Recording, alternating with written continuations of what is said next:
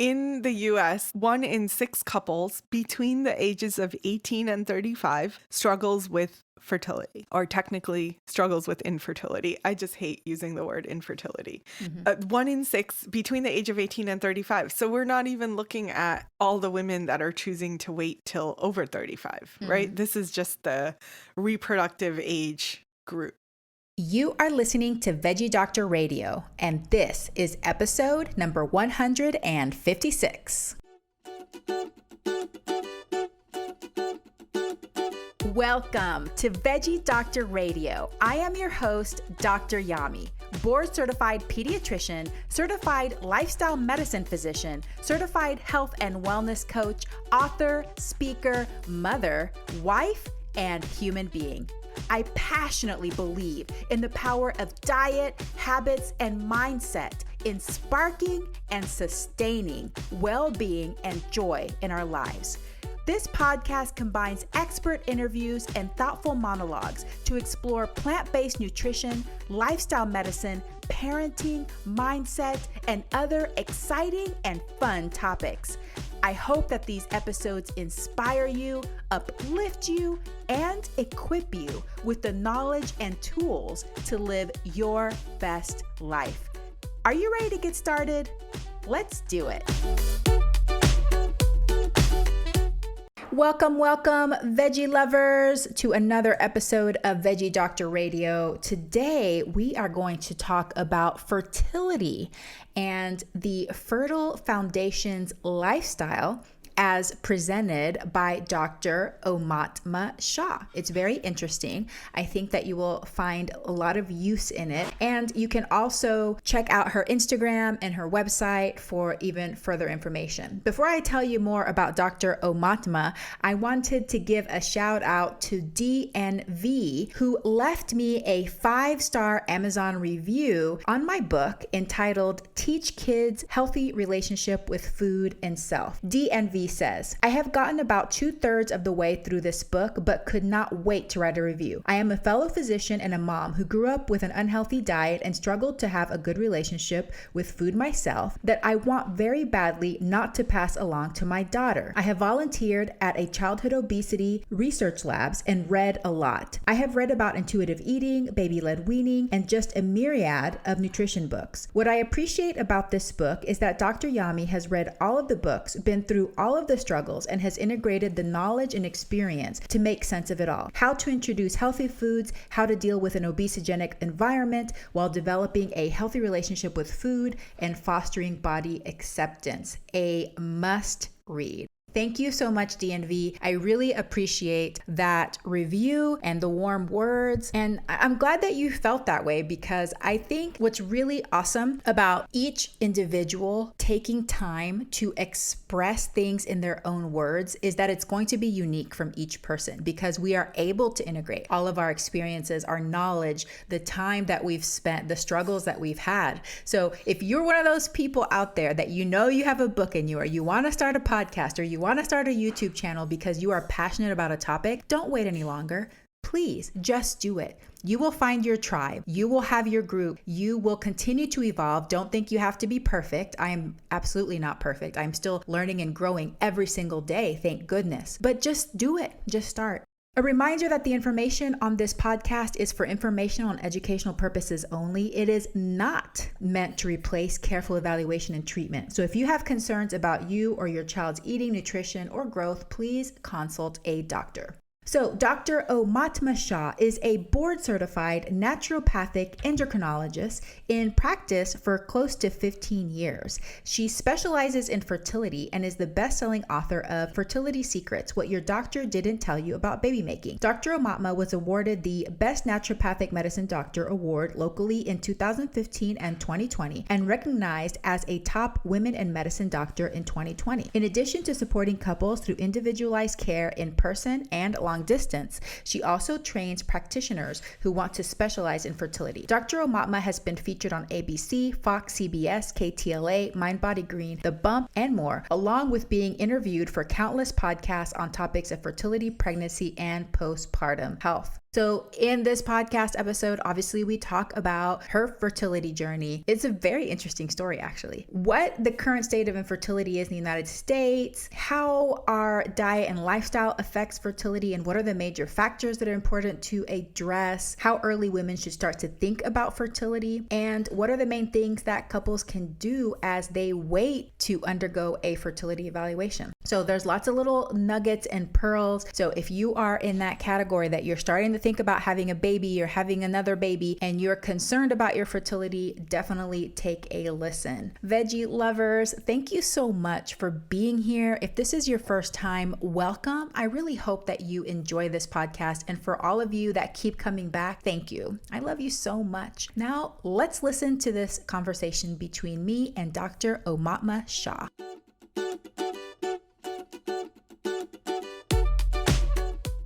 Dr. Aumatma Shah, welcome to Veggie Doctor Radio.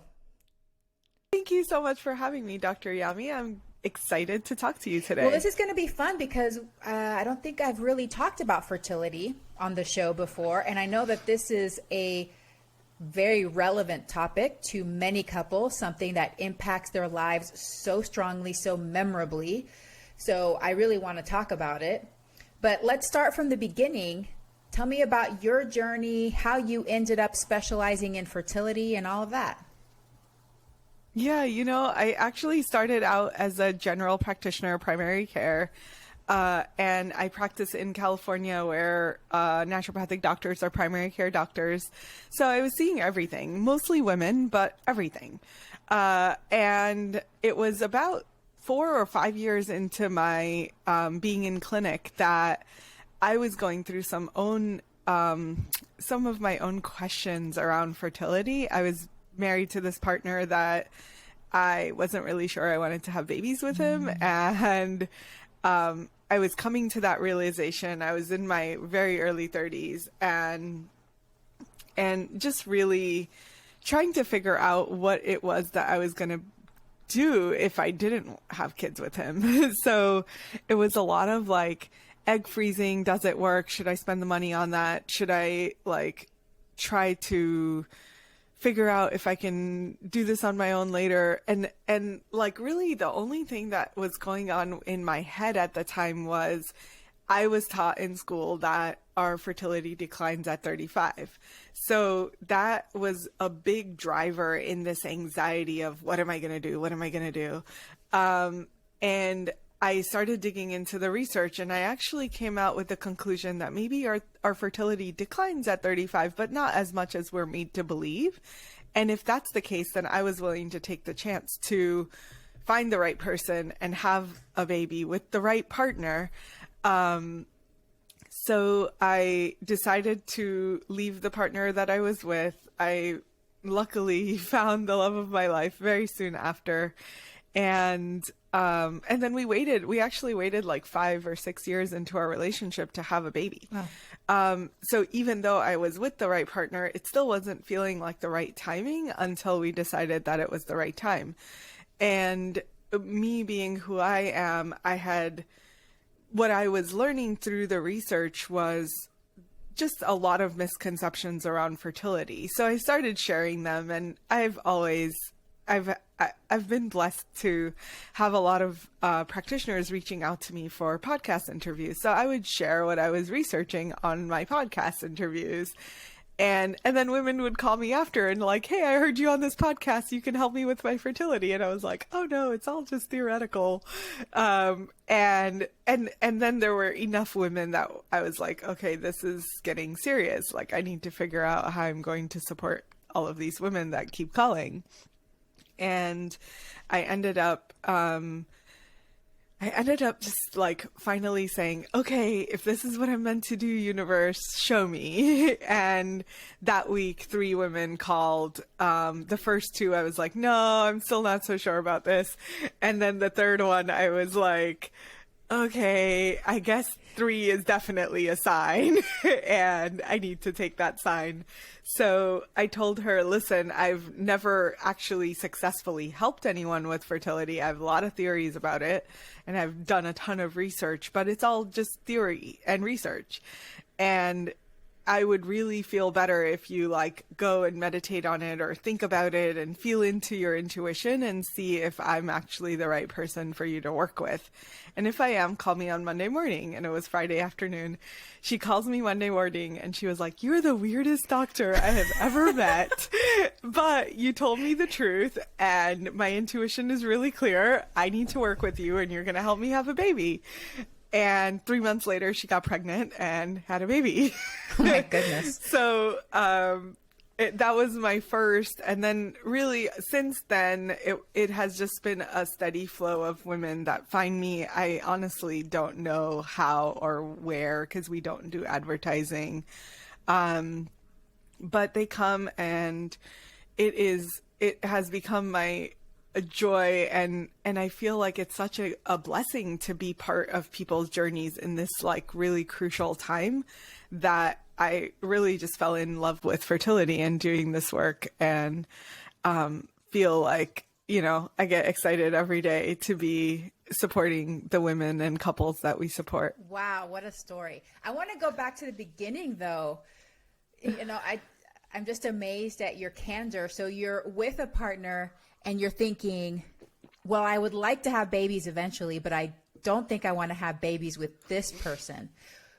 At the time, did you ever consider just going ahead and having babies because you had that idea that your chance may be up soon and then just end up having babies with somebody that you didn't think you wanted to have babies with? Yeah, I totally did. I thought about it really long and hard. And I kind of weighed out, like, would it be more heartbreaking to have a child with the wrong person and then, like, do the co-parenting thing and you're tied with this man for the rest of your life that you don't necessarily aren't even sure that you like, which is my story at the time.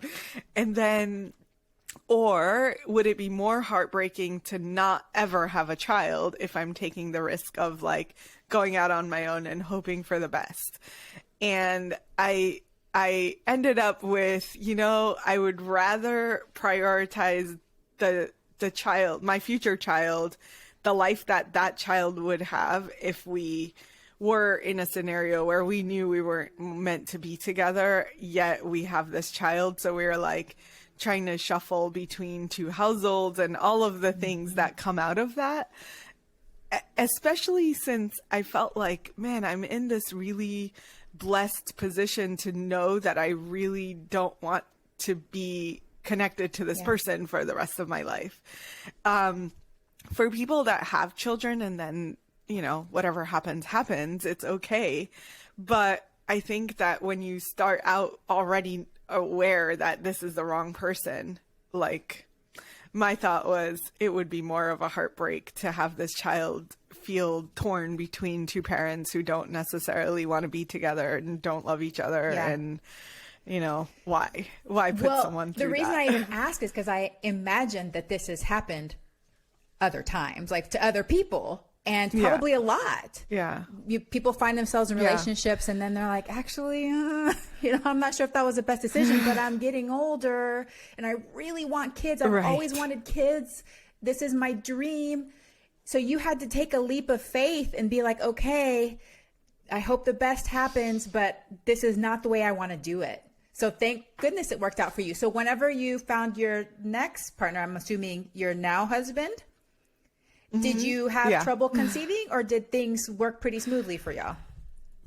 It actually worked pretty smoothly, but there were a few things that I had already put into place well before we got to that point. So as soon as I had started researching all the fertility stuff, I was like, okay, there's a lot natural medicine has to offer for fertility. And I started living what I call the Fertile Foundations lifestyle, which is all of the different components that I think are crucial to supporting our fertility for longer. That doesn't mean I'm anti-egg freezing. If you feel like you want to freeze your eggs, sure, go for it.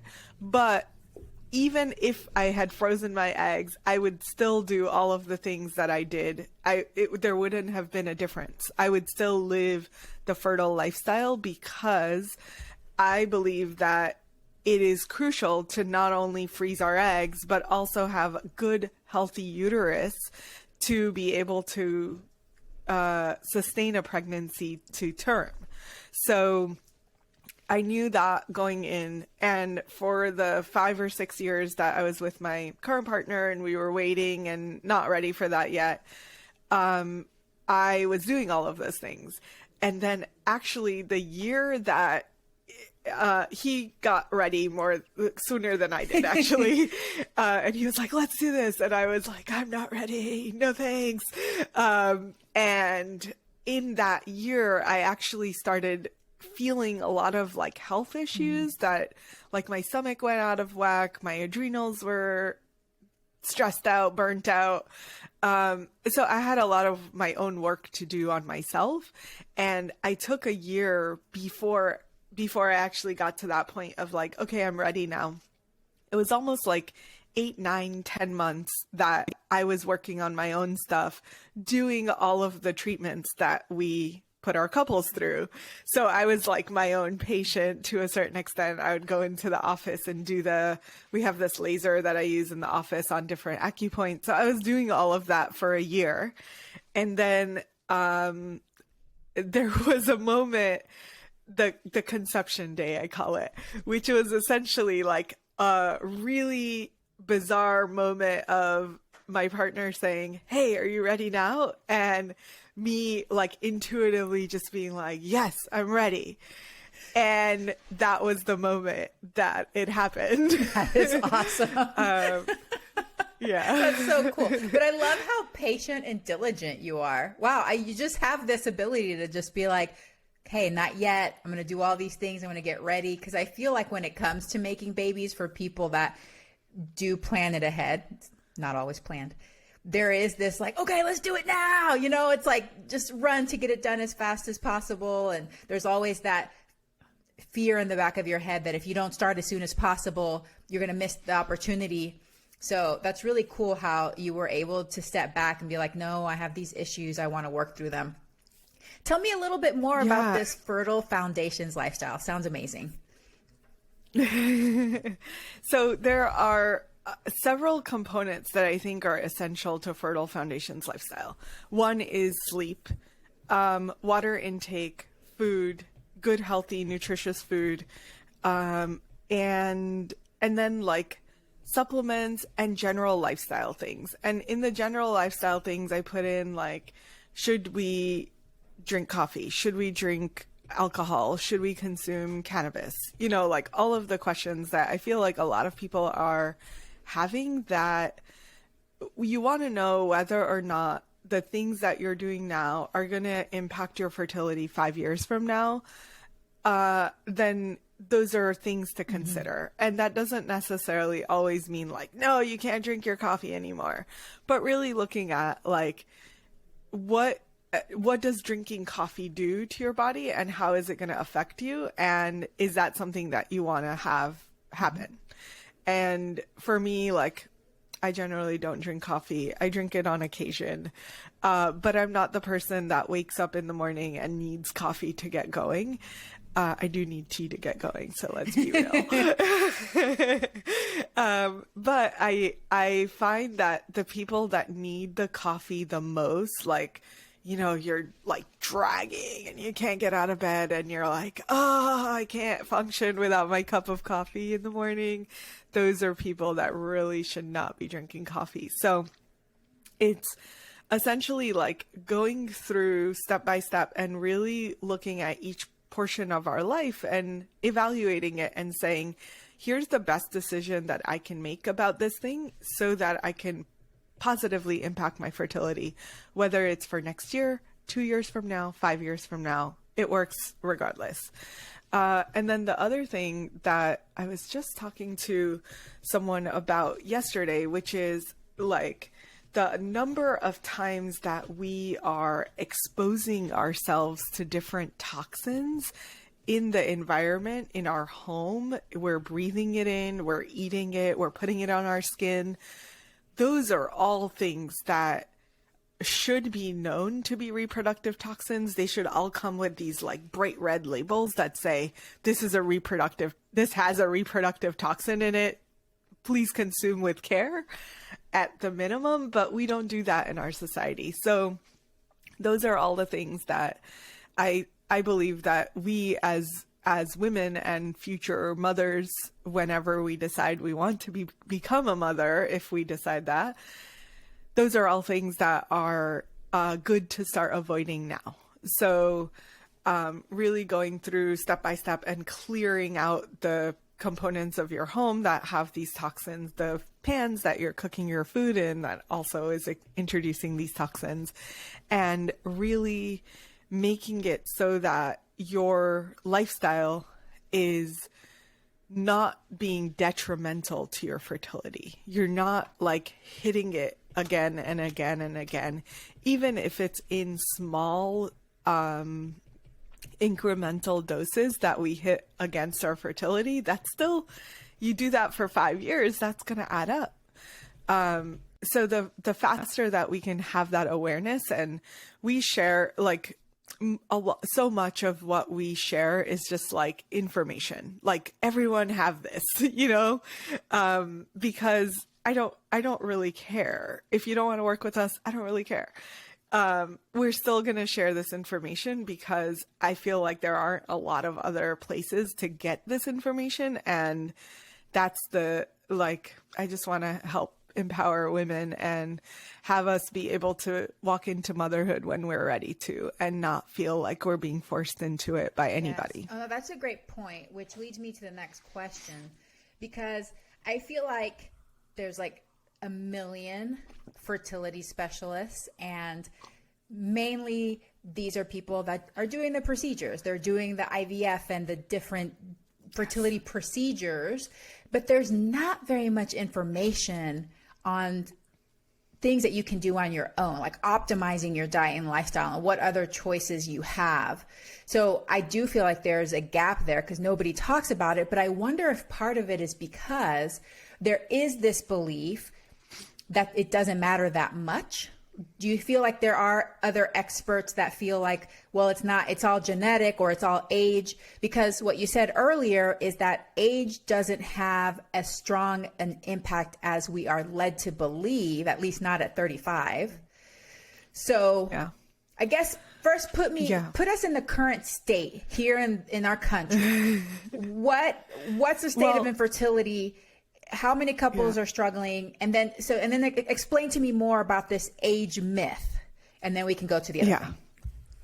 Awesome. Yeah. So in the US, there are 1 in 6 couples between the ages of 18 and 35 struggles with fertility, or technically struggles with infertility. I just hate using the word infertility.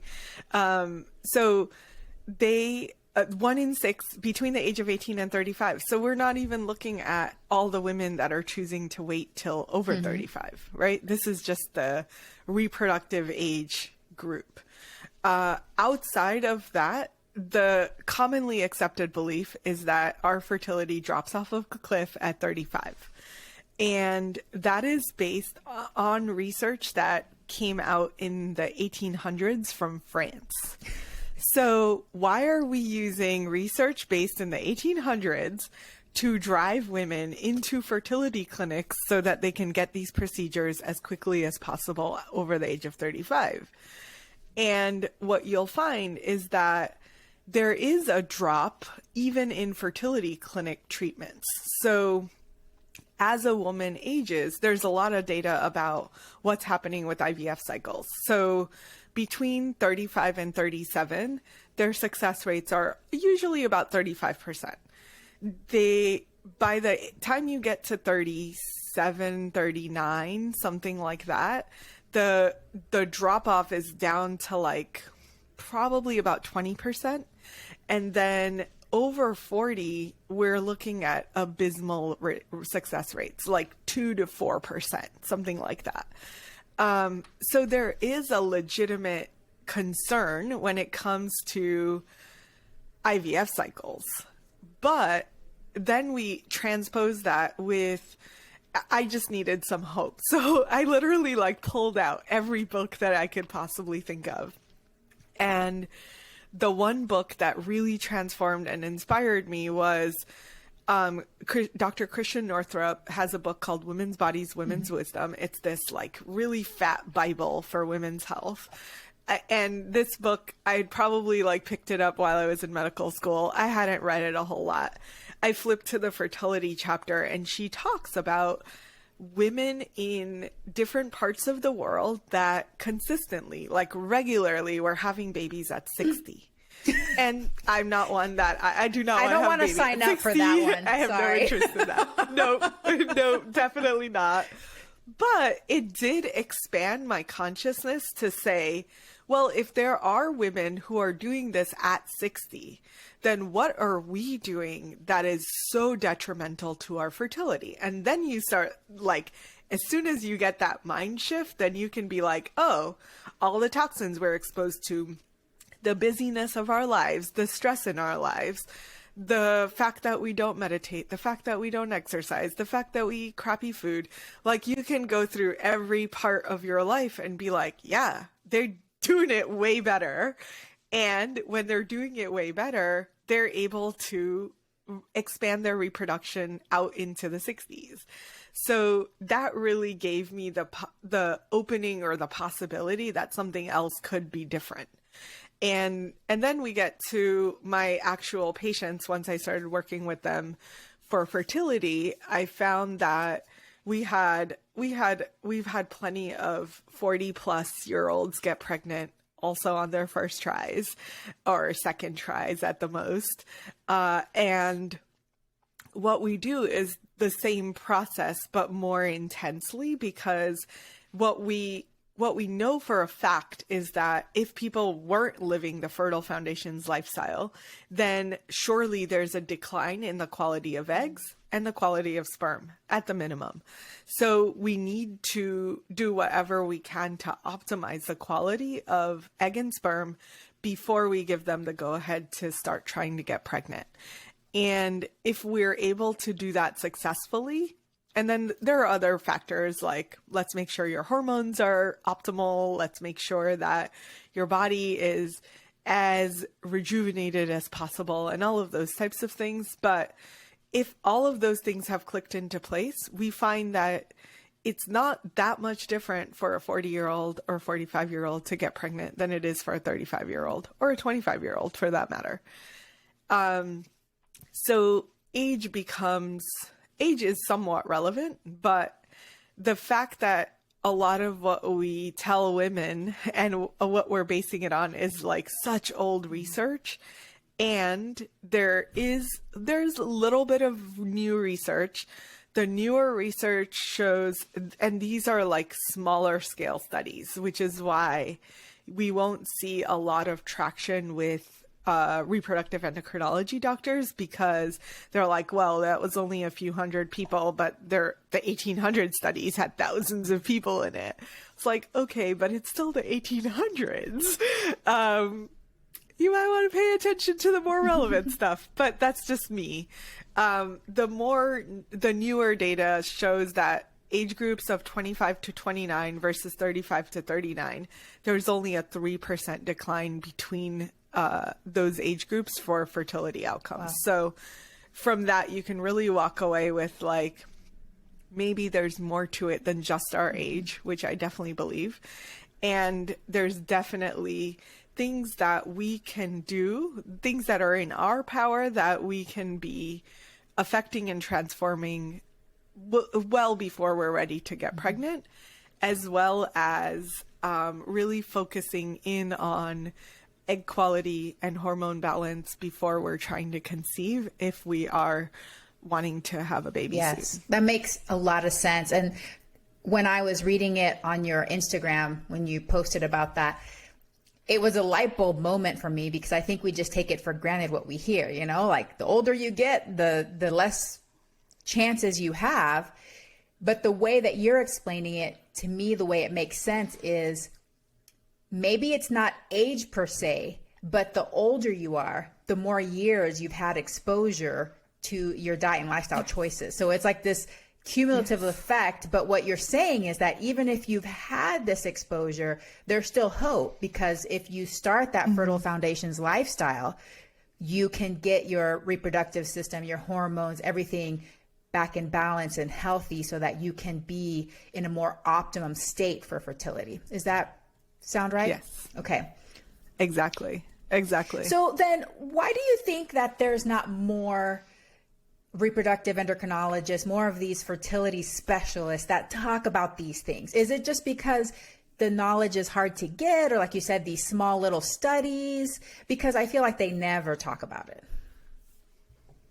Yeah, I feel like it takes a lot to change what's commonly accepted as science, right? Like, we see that in so many different areas and arenas. It took like 40 years for people to accept that low fat food wasn't going to make you less fat, right? It just is.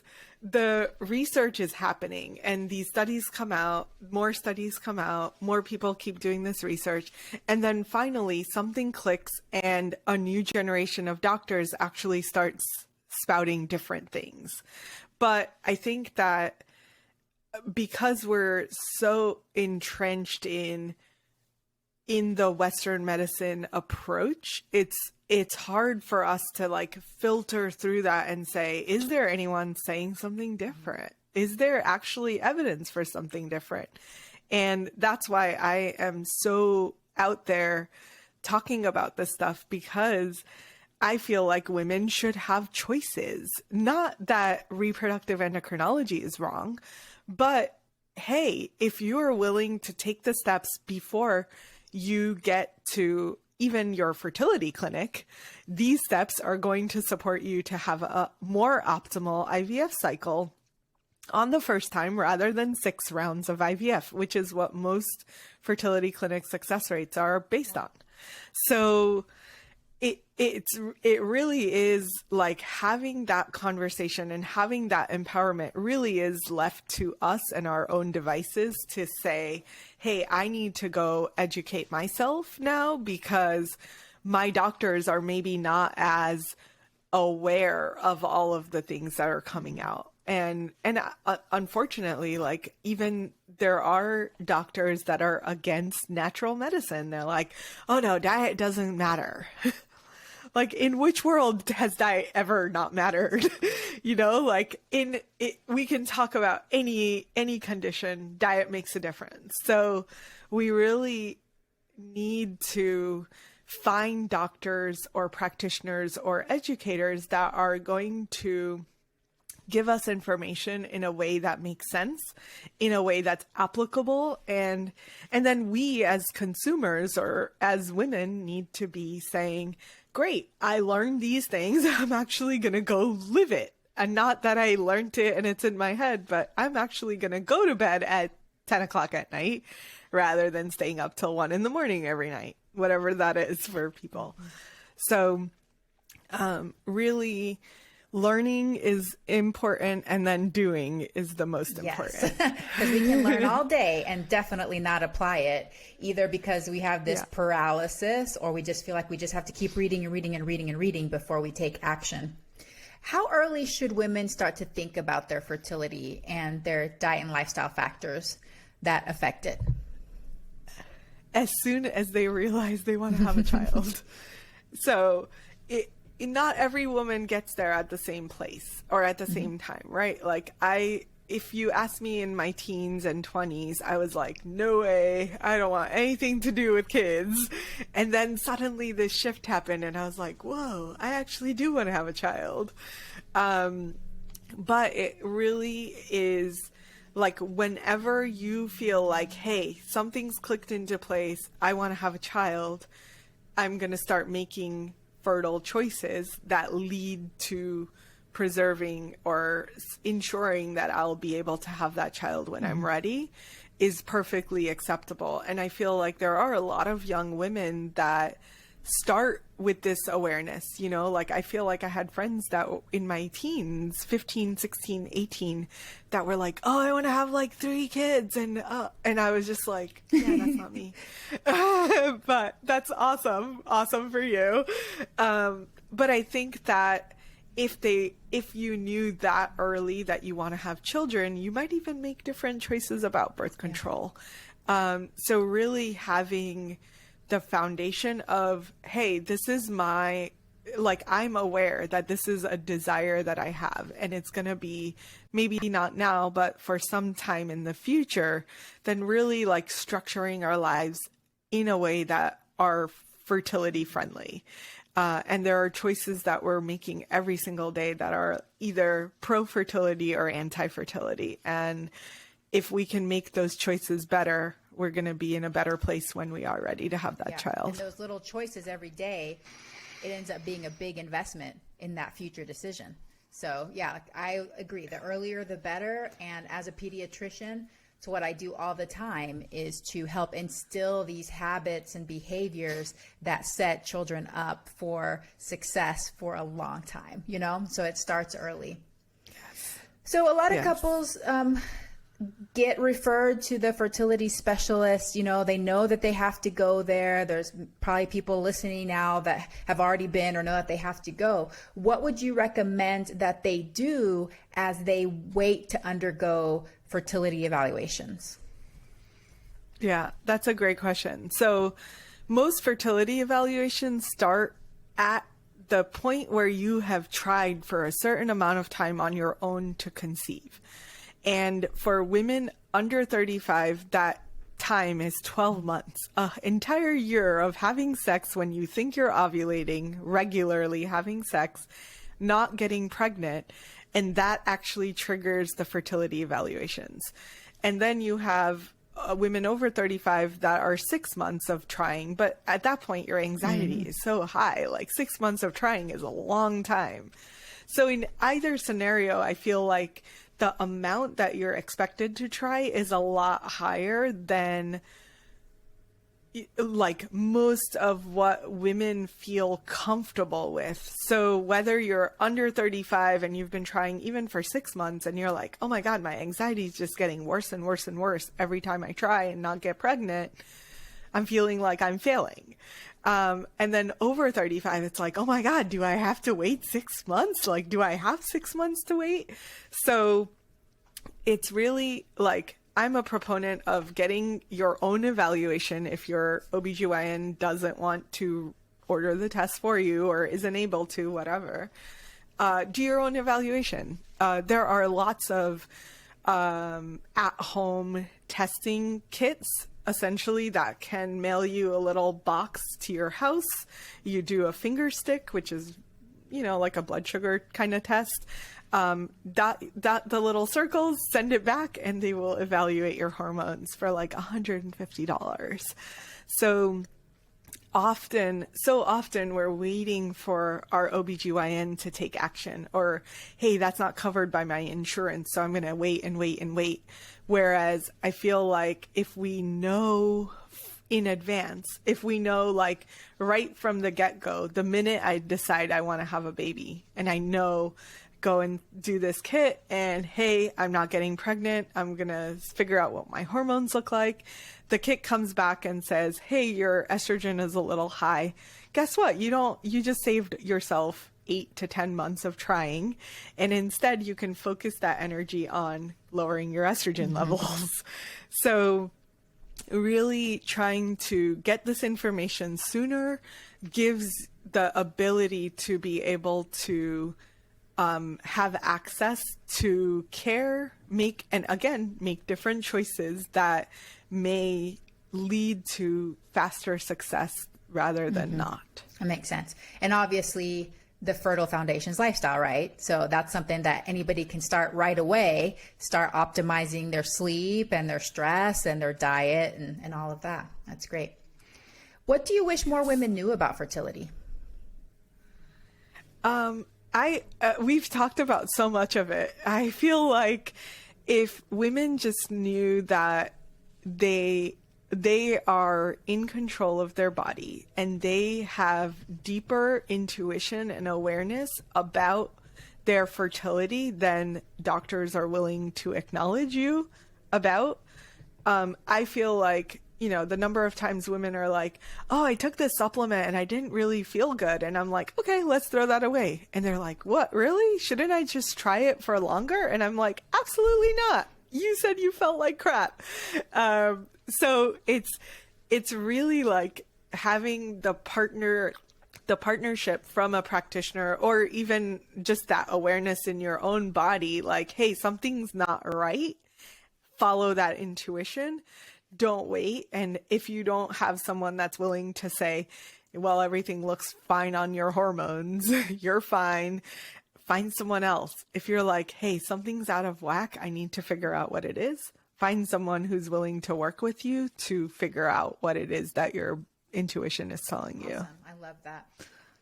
Well, I want to know a little bit more about you. I ask all my first-time guests what personal habit they are most proud of and why.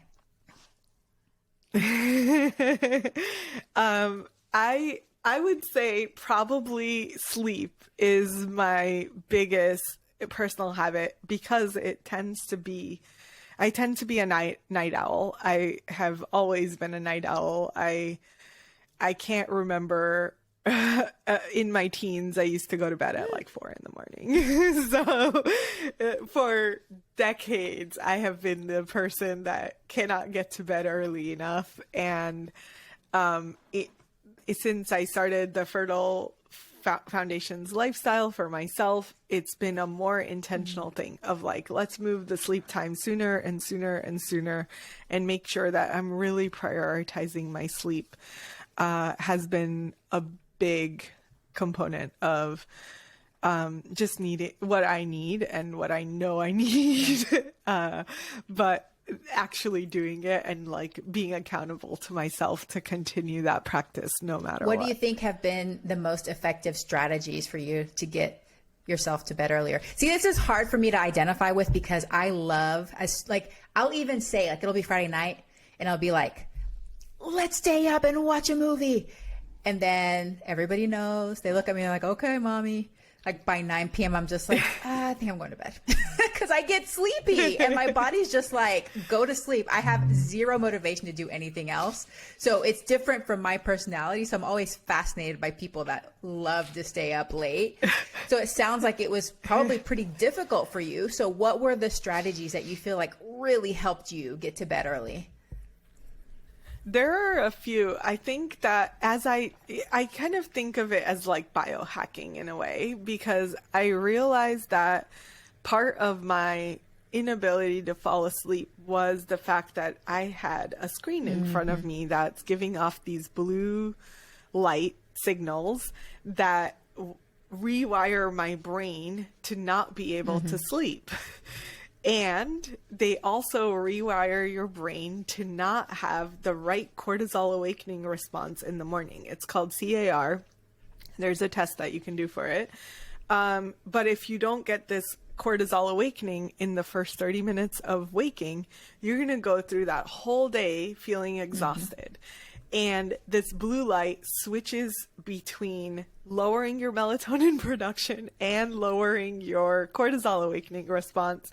So you get this double whammy. Not only could you not sleep well, you also didn't wake up with energy. So it's been a good transformation of putting on the blue light glasses if I'm going to be working late, or if I need to be in front of a screen. Like, just having blue light filters makes a difference to be able to not have the blue light rewiring my brain. So that's been a game changer. The other piece is realizing that now that I have a child, I don't have the ability to sleep till 10 in the morning. You have a natural alarm clock. Yeah. So really like moving backwards, and he's somewhat unpredictable. Sometimes he'll sleep until 9 and sometimes he's up at 7. So it's like somewhere in there, I know he's going to wake up, and I need to be at least having 8 hours by 7 a.m. So that means bedtime needs to be latest at 11.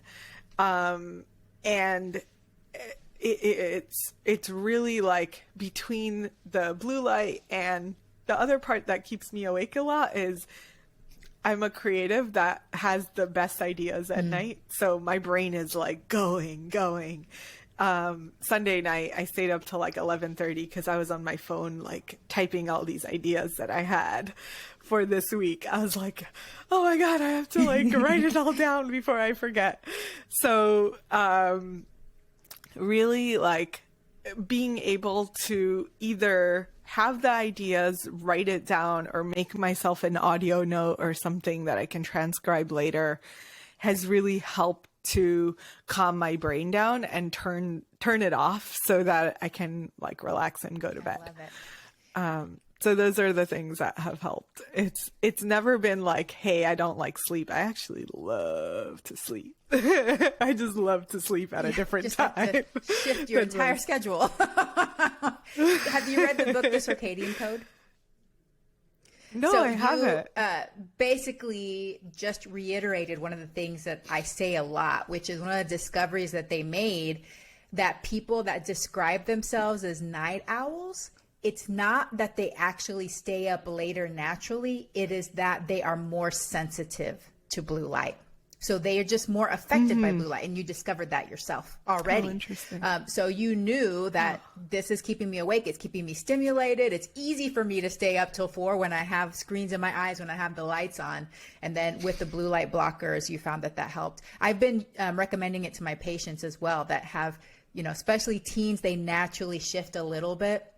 But then there are these kids that come in that say that they're night owls and they want to stay up late. So I've been recommending them to start using some blue light blockers, especially right now, because they're on computers all day long, the poor things. So all day long. Yeah. Yeah.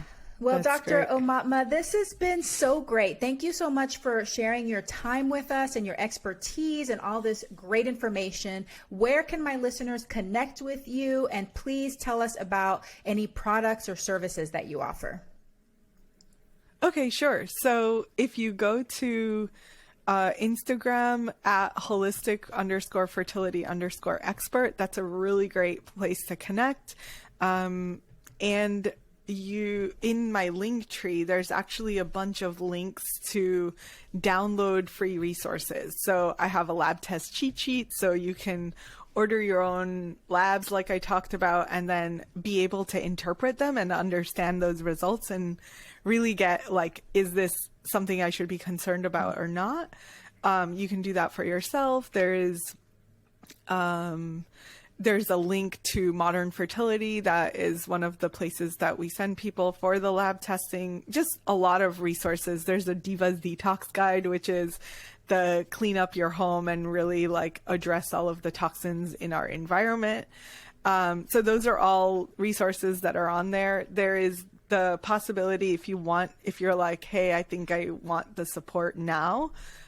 We have something called the Fertility Insight Session. It's a $1 session for an hour with one of my coaches who will sit down and kind of talk about your hormone results and help you kind of navigate whether or not it's even necessary for you to be worrying about this right now.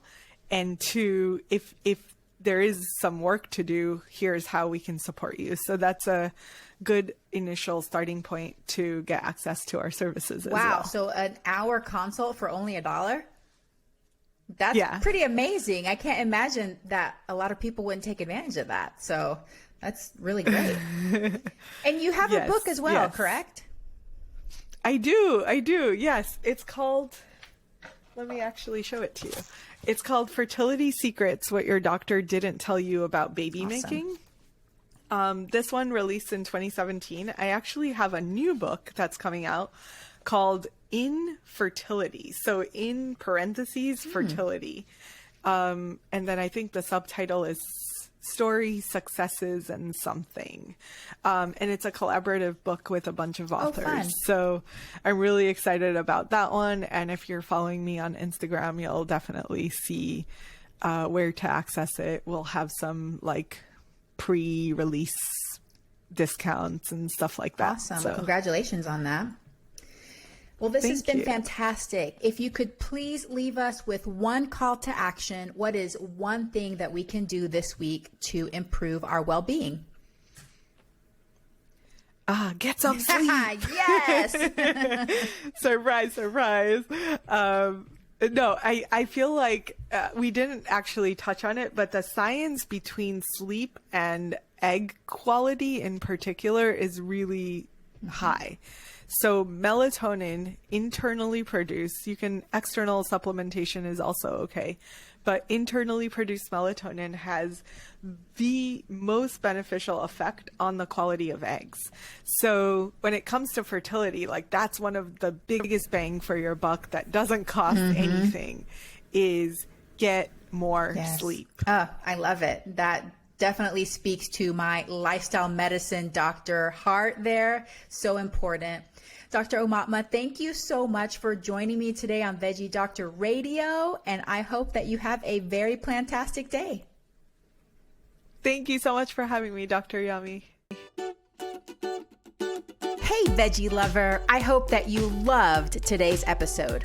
Will you take a second and do me a huge favor? Please subscribe to my podcast so that you never miss an episode. You're the reason I'm here, and I want to share it all with you. Thank you for listening, and have a plantastic day.